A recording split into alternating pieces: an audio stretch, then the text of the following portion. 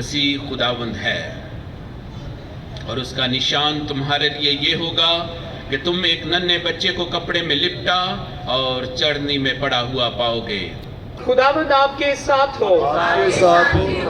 हम खुदा की तरफ ध्यान लगाएं। हम खुदावंद अपने खुदा का शुक्र करें।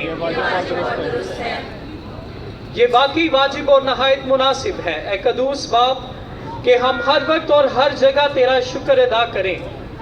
तेरे कलमे के इंसान बनने पर हमारे दिल तेरे नूर की नई चमक से मुनव्वर हुए ताकि हम उसे ज़ाहरी सूरत में देखकर खुदा जाने और आलमे गैब की मोहब्बत की तरफ माइल हों।